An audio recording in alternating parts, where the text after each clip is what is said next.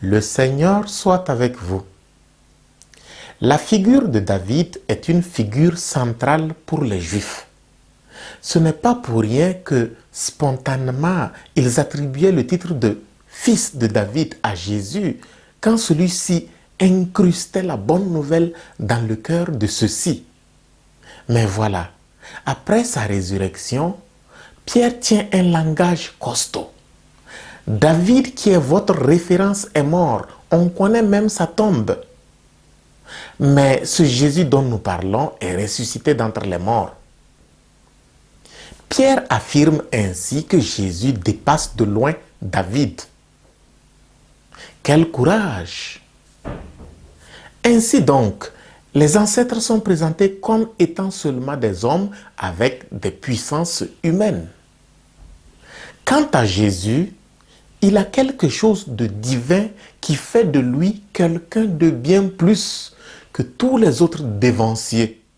Devanciers pourtant à qui croit profondément le peuple. Sans un courage du martyr, personne ne peut oser faire un tel discours sur Jésus. Mais voilà, ils ont reçu l'Esprit Saint de Louis. Ils en sont pleinement conscients. Et cet Esprit Saint les pousse à proclamer ce dont ils sont les témoins et que difficilement le peuple comprendra, difficilement le peuple acceptera.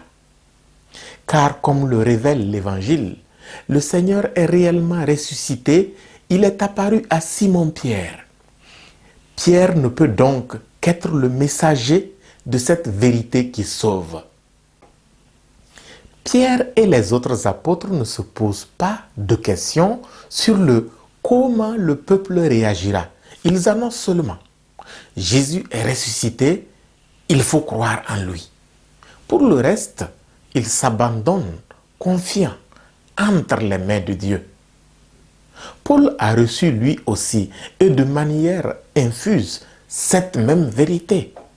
C'est pour cela qu'il qualifie Jésus d'agneau sans tache, prédestiné de toute éternité au salut d'Israël et manifesté, non seulement en ces temps qui sont les derniers par son incarnation qu'il a rendu visible, mais davantage par sa résurrection qui fait de lui l'unique vainqueur de la mort et l'unique sauveur d'Israël. Évidemment, il était difficile pour les gens de ce temps de croire tout cela. Même certains disciples du Christ n'avaient pas tout compris. On comprend pourquoi les disciples d'Emmaüs, après avoir reconnu Jésus ressuscité à la fraction du pain, s'émerveillent. Notre cœur n'était-il pas brûlant en nous, tandis qu'il nous parlait sur la route et nous expliquait les Écritures? Eux aussi ont ainsi rejoint Pierre et Paul et peuvent crier: le Seigneur est réellement ressuscité. Nous aussi implorons et demandons au ressuscité de nous remplir de son Esprit Saint.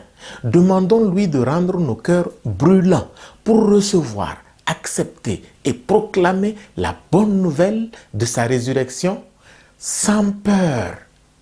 Nous sommes conscients que notre monde ne veut pas entendre ces paroles-là.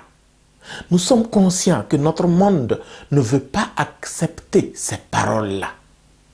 Mais si nous refusons de les lui annoncer avec le courage du martyr, comme Pierre, Paul et les disciples d'Emmaüs, alors notre foi sera vaine.